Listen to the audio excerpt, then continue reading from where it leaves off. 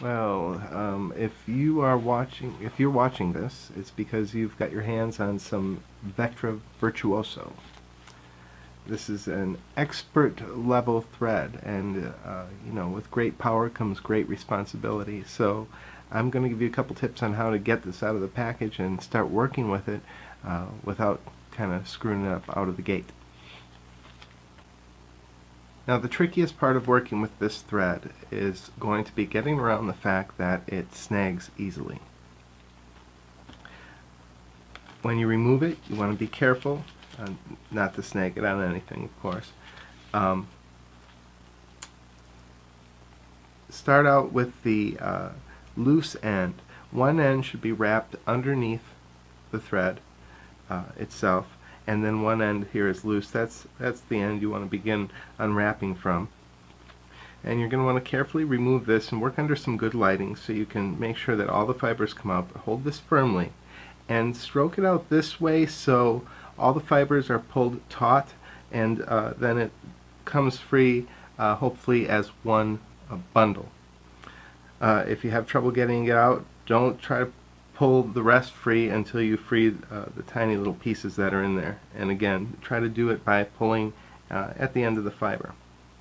I can see that this is off and it's in one strand, and I'll just make sure here that it stays together. I'm not sure if the oils from your skin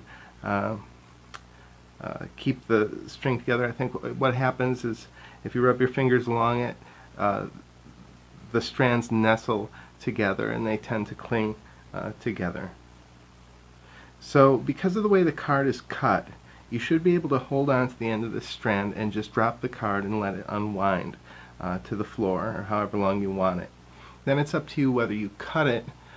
If you know that you're going to use this certain length, you can cut it, or we're going to strip out a piece, and if you don't cut it, you can just strip out from this length and pull the thread back, which I think I'll do that for the demonstration here. But let me drop that, and of course be very careful, and if it does snag, go in there and figure out what's going on with it and get it working again. Now I've got my strand of Virtuoso thread here. I'm going to put the end of the strand across a white surface. I'm just using the piece of paper we had here, and show you here how we pluck at the end to separate one fiber from the rest. Okay, here's the end of our strand, and I'm going to take a couple pieces of master wax. I'm just using white. Of course, this comes in various colors. For demonstration's sake, we'll use white. And I'm going to pluck at the end of the strand, and what's going to happen is, of course, there's multiple fibers, and over the white surface under a nice bright light I can see when there's a single fiber, and just grab that single fiber. And again, be very careful not to snag the rest of this thread,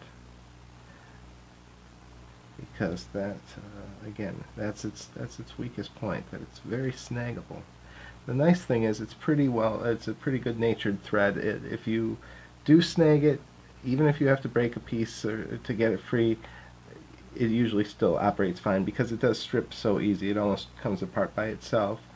Now if you do put a snag in it, again, you don't work at the snag and try to get it out. Go outside of that, go to the ends of the thread, and then just stroke it and pull that straight, and the bad portion will straighten out. Okay, I've got one piece attached to the wax, and I'm going to attach this piece of wax then high up on the wall, or in this case we're going to use a door frame. Okay, I had a door shipped in from a private courier to our studio here. Looks just like an ordinary door you'd find in a home office. I'm going to attach a piece of wax to the top portion of the door, as high up as I can reach, or I would do this on the wall. Of course, you don't have to use such a long piece depending on your application. I'm going to strip out a piece as long as I personally would use for the Fearson hookup, or my floating cigarette routine. Let me just press that up there on the wall, and I'm going to let this card unwrap down to the floor. There we go. And again, I'll leave the card attached. And the card actually right now is applying just the tiniest bit of tension. It didn't quite, it's just barely touching the floor, which is perfect because normally you want to put some tension on thread to strip it. Well, with this Virtuoso line, you really don't have to worry about that so much. It is good though to keep a little bit of tension on the line, like something hanging on the end like a card, or, to keep it under control. So I'm just going to strip out this piece, and then I'm going to attach this little piece of wax here to the bottom end of the thread. Here we go. And I hold the wax on the back of my thumbnail. Now, of course, all these types of things are covered on my Master Levitation System in depth, but I'm sure you already have that by now. Let's go ahead and do this. Now this is going to be beyond easy. I'm just going to take two fingers and kind of pinch the thread very lightly and draw the whole bundle down all the way to the floor, all the way to the card. This is even easier to strip than a woolly nylon thread, which is very, very easy to strip. Let's see. Oh, there's the wax on my thumb. I'm just going to attach this to the bottom of the to this piece of thread. And I just always like to wrap it around a few times back and forth, make sure you have a good anchor there. And I can snap off the single fiber. And the rest of my thread is here.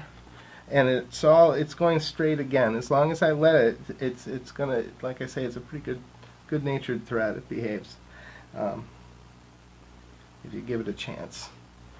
And there, it's straightened out pretty much by itself. But now I can pinch that under my toe and just put a little tension on it. We've got every single fiber intact. Now, when you wind this back on, you want to do it with like an open hand, real loose. And you're going to find that if you have any kind of hangnails or anything, you're going to snag. Even if you don't, you might snag. This is something you have to learn to do. You know, it's an expert thread, and the little bit of extra work in the handling here and the preparation, I think, is worth the payoff. The invisibility level is just so incredible on this thread. Now, there's a few things that make Virtuoso thread unique. One is the blue color, which makes it especially invisible in natural light situations where there's windows illuminating the room, and even sometimes outdoors.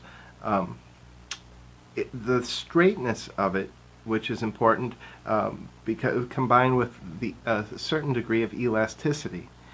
Woolly nylon is very popular as an invisible thread that you can get readily, locally. It has a stretchiness to it that people recognize, but it's more of a bounciness, and that's because there's a the thread is kinky. There's a kinkiness to the thread, and the thread behaves like a spring. A lot of the invisible threads around are twisted fibers, and then they're stripped out. Well, these twisted fibers also can have a springiness. A little elasticity can be a good thing. In old theatrical flying illusions, there was a method employed once in a while where they would run the cable that the person was hanging off of over a pulley that was attached to a piece of elastic, like a piece of bungee. And this would absorb just the right amount of elasticity. It wouldn't cause a bouncing. It would absorb dings and bounces, mistakes in the line, the natural things that are going to happen. Well, let me show you here. When this is floating, interesting thing is that if we do get a little bounce, or even a little flick in the line, whoop, I did it twice, and the third time was a bit too hard. If we get a little flick in the line, like that, it gets absorbed. Now I actually flicked the line sideways, and it absorbed it. Let me make this straight.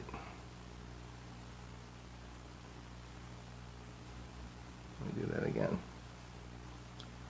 I'm just going to flick it. See that? It wobbled, but it didn't swing back and forth. Also, because now this is such a straight, super straight fiber, we get a nice downward effect. It doesn't get hung up. You know, as far as this, the springiness, or the elasticity, making something look smooth. That's where my floating cigarette hookup, I didn't realize this myself for a long time, that the fact that it runs over the head, over the hair acts as a shock absorber and gives you that effect. And I always kind of wondered why even I couldn't make my floating bill and different hookups and floating ring look as smooth as the cigarette or things that I float with the Fearson hookup, and that's got a lot to do with that fact that there's a shock absorber at work here. And yeah, the degree of control that you have with this line is just absolutely, well, it's perfect. And you'll notice if you work with thread a lot,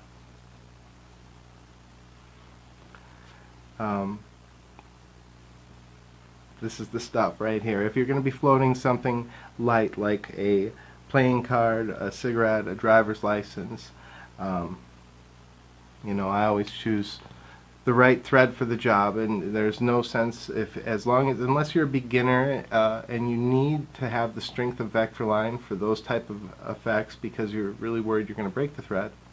It's good to have the right thread for the job. So use the most invisible thread possible, and in this case, when you're floating something light, that would be the Vectra Virtuoso. Now, we've sent out a lot of samples, and I'd love to know what you guys think about this thread. I'm going to set up a poll on the site, a series of questions you can answer, and we're going to rate the thread in different categories. I want you to give it a try in your ITRs, your reels, your web spinner, try your different hookups and different lighting, of course, and you know, different objects, common objects that people are floating. I'd like to see what your results are, because of course I'm obviously smitten with this stuff, but this all comes down to you, the customer, and I want to supply what you want. So get your votes in early, and let's see how it turns out.